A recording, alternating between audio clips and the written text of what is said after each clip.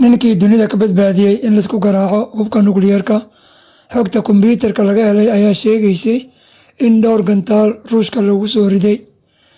Stanislav Petrov oo ah ninka dagaal nukliyeer dunida ka badbaadiyey sanadkii 1983 waxa uu ahaa gaashaanle dhexe oo ka mid ah ciidamada cirka midowga Sofiyeeti, wuxuuna ka soo shaqeeyey xerada Serbakov oo ahayd xeradii laga ogaaday digniintii ugu horeysay ee gantaalada riddada dheer oo dhanka Mareykanka laga soo riday.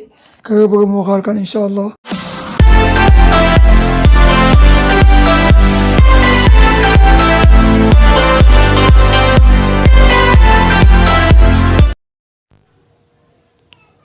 Xogta kombiyuutarka laga helay ayaa sheegaysay in dhowr gantaal Ruushka lagu soo riday. Sharciga ciidan ee Ruushkana wuxuu dhigay in haddii gantaal nukliyeer ah la soo rido, gantaal kale oo nukliyeer ah loogu jawaabo. Waa markan oo kale xilli uu qofka u baahan yahay inuu maskaxdiisa iyo dareenkiisaba si aad ah uga shaqaysiiyo. Stanislav Petrov oo ah ninka dagaal nukliyeer dunida ka badbaadiyey sanadkii 1983 waxa uu ahaa gaashaanle dhexe oo ka mid ah ciidamada cirka midowga Sofiyeeti, wuxuuna ka soo shaqeeyey xerada Serbakov oo ahayd xeradii laga ogaaday digniintii ugu horeysay ee gantaalada riddada dheer oo dhanka Mareykanka laga soo riday. Waqti habeen ah oo ku beegneed bishii Sebtembar 26keeda 1983 Petrov wuxuu bedelay saaxiibkii isagoo shaqada xilli habeen ah soo galay. Haddaba seeriga ama alarmiga ayaa dhawaaqay oo muujinayay in Mareykanka uu gantaal soo riday. Isagii saaxiibkiina waxay hubiyeen dhawaaqa seeriga ee baxayay inuu ahaa mid sax ah iyo mid cilad farsamo ku yimid. Waxayna labadoodiiba ka qaateen gantaalka uu raadaarka soo qabtay inay dhanka dayax-gacmeedka kala socdaan, balse uma suurto gelin inay gantaalkii dayax-gacmeedka ku arkaan. Haddaba maxay ugu guuleysan waayeen inay arkaan gantaalka? Xilligaas waxaa adkeyd in meel fog laga arko gantaalka maxaa yeelay qorraxdu waa ay sii dhaceysay. Petrov wuxuu haystay wax ka yar hal saac si uu u go'aamiyo in gantaal nukliyeer ah la soo riday iyo in kale. Xilligaana wuxuu ahaa waqti uu xiriirka u dhexeeyey Mareykanka iyo midowga Sofiyeeti aad u xumaaday. Khilaafka wuxuu ku lug lahaa waxaa loo yaqaan Euro missiles ama gantaalada Euro, wuxuuna khilaafka soo bilowday 1970-meeyadii wuxuuna gaaray halkii ugu sareysay 1983. Xilligaas wuxuu ahaa mar ay midowga Sofiyeeti cusboonaysiinayeen gantaaladooda riddada dhexe, iyada oo gantaalo cusubna ay ku bedeleen kuwii hore. Tallaabadaas Sofiyeetigu uu qaaday ayaa dhalisay inay cabasho badan kaga timaado wadamada reer galbeedka. Mareykanka oo cabashada wadamada reer galbeedka ka jawaabayay wuxuu qorsheeyey inuu 2 gantaal oo khatar ah u diro galbeedka Yurub. Gantaalahaas oo kala ahaa Pershing 2 iyo gantaalaha riddada dheer loo adeegsado. Sanadkii 1983 ayay ahayd markii ay gantaaladan Yurub soo gaareen. Xaaladaha noocaas ee kacsanaa marka ay jireen, go'aan culus oo la qaato ayaa keeni kara dagaal nukliyeer oo lagu halaagsamo. Seeriga ayaa dhowr jeer dhawaaqay si uu u muujiyo in gantaalo kale la soo riday.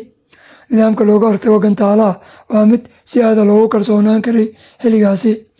Petrov waxaa looga baahnaa inuu u sheego taliyaha ka sareeya isaga oo uu ogaa in haddii uu caddeeyo in Mareykanka uu gantaal soo riday, in midowga Sofiyeeti uu isna ka jawaabi doono.